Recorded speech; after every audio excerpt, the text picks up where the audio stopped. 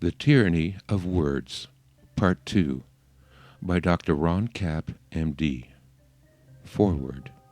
In Part 2 of this series of scientific essays, Dr. Kapp talks about how the disjointed integration between the prefrontal cortex and the limbic system leads to the limbic system running out of control and causing stress.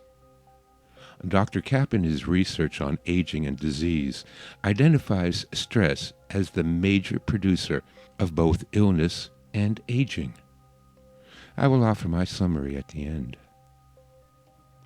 Optimal brain wellness requires that the prefrontal cortex is appropriately communicating with the more primitive neurons of the limbic system.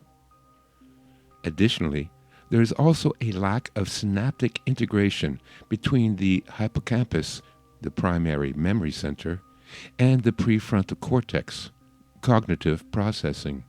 As outlined in Part 1, the common psychiatric imbalance of being unable to logically evaluate, debate, and discuss reality is severely impaired in many people.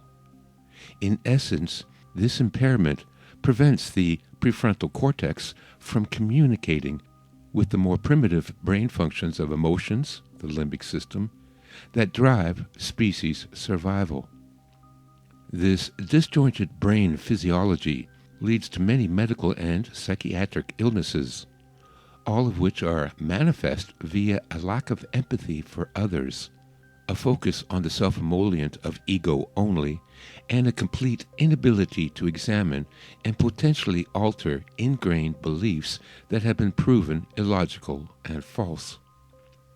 This quirk of genetic evolution has profound implications for personal health. It is an obvious medical truism that when the human organism is in fight or flight mode with an overactive autonomic nervous response, increased epinephrine and norepinephrine release, that the cortisol response of the adrenal glands is also in overdrive. This is the classic stress response so well described by the Hungarian physician Hans Selye in his 1964 book, The Stress of Life. His theory, known as the General Adaptation Syndrome, has been proven valid not only by Selye when he was a research endocrinologist at McGill University, but also by hundreds to thousands of peer-reviewed, published scientific studies. In other words, stress kills. Many experts are of the opinion that stress can be implicated in the etiology of over 90% of all human illness. Consider hypertension and cardiovascular disease, or endothelial disruption and gastrointestinal illness, or metabolic derangement and type 2 diabetes and obesity, or hypothalamic pituitary imbalance with such diverse impacts as anxiety, depression, insomnia, and so on. Chronic stress comes in many forms. It is defined as chronic demands that threaten to exceed resources.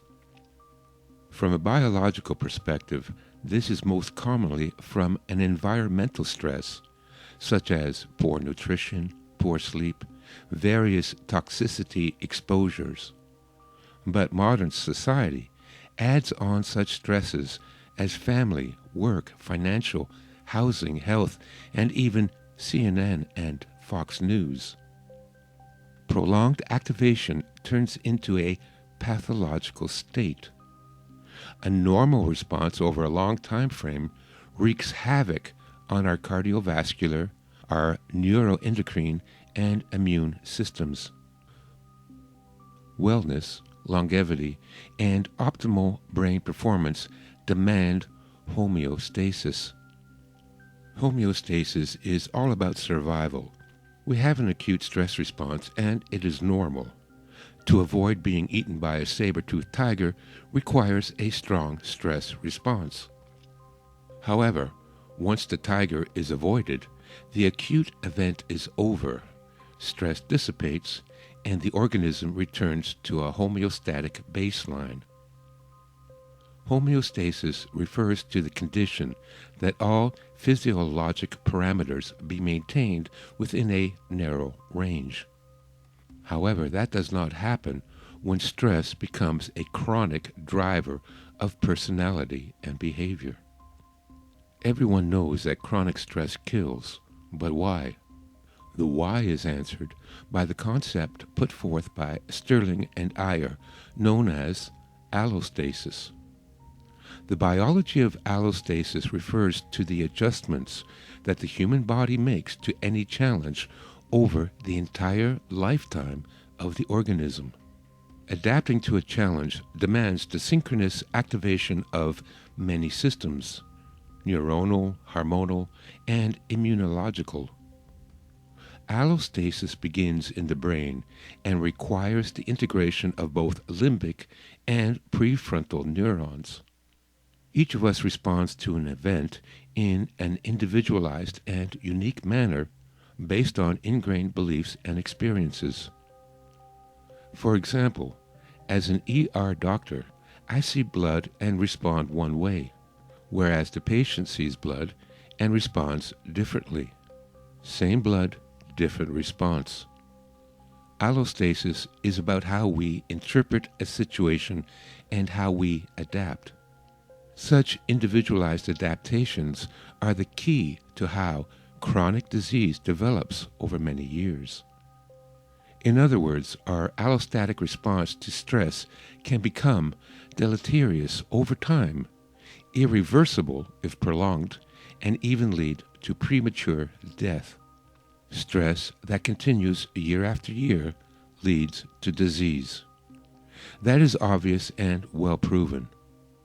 When the human body does not return to homeostasis and equilibrium, then the adaptations that the body makes will, without exception, cause cellular damage. In other words, allostasis can become detrimental.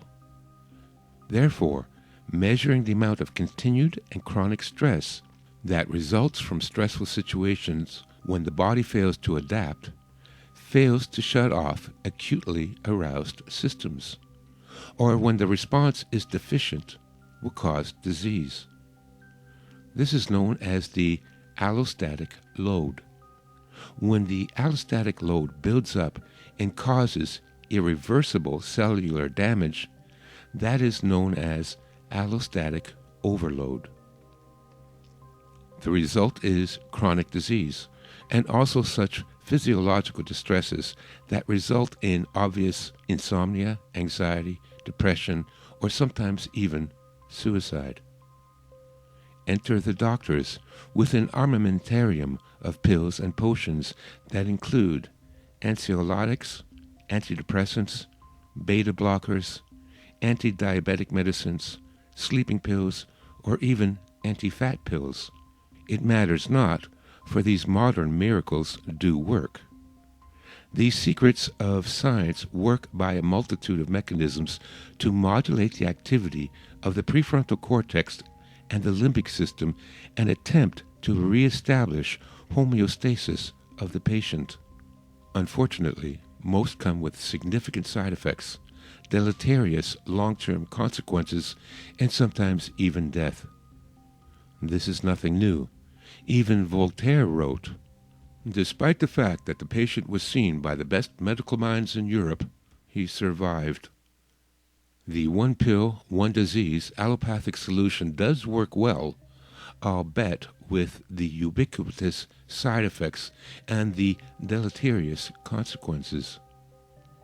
However, 21st century medicine has moved on and now offers a far different solution. The revolutionary concept of functional medicine asks the fundamental question of, why is this patient sick in the first place, and what are the root causes? That is a much different analysis than asking, what pill should I give this patient? Patients are not deficient in acetaminophen or Tylenol, or display a penicillin deficiency or lack an antidepressant like Zoloft. Far from it. Patients have a root cause of illness that has impacted their homeostatic balance, affected their allostatic load, and perhaps, most importantly of all, disrupted their neurochromonal connections between the primitive limbic system and their prefrontal cortex. Unfortunately, as a consequence of the tyranny of words, just telling the patients who need this understanding the most will never come to grips with this insidious assault on their health and wellness. The catch-22 of disease has become a downward spiral for millions of Americans, for they block themselves as a consequence of the disease itself. However, for many others, there is great news. There are valid scientific treatments and prescribed modalities that can and do counteract this evolutionary conundrum. Natural products abound. Lifestyle modifications and even modern technology offer humanity a variety of solutions never before available.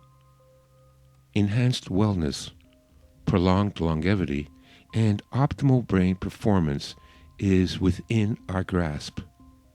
We simply have to open our minds to science, personal change, and opportunity. The challenge is yours. Summary. In my book, A Master's Guide to the Way of the Warrior, I wrote a chapter on the two demons every warrior must face and overcome: pain and fear. These two limbic reactions create what is known as a negative biofeedback loop. Pain creates fear, fear creates stress, and stress reinforces the pain response, and round it goes. Dr. Kapp shows this negative feedback loop on a grander scale that affects the human organism on an ongoing basis, ingraining the negative loop into our organism, which is the root cause of disease, aging, and eventually death. One of the solutions is known as signal dampening, reducing the intensity of both the pain and the stress response. As Dr. Kapp mentioned, this can be done with drugs, such as painkillers and antidepressants. But in addition to all the harmful side effects of these drugs, they also damage the sense organism of the body. A better solution is to integrate the prefrontal cortex, your mind, which can dampen these signals without drugs through various exercises and methods. The good news is that Dr. Kapp has spent the last 20 years researching and developing a program to train the brain that he currently only teaches to medical and health professionals that he calls optimal brain wellness. In the next essay, Dr. Kapp will touch on some of these methods.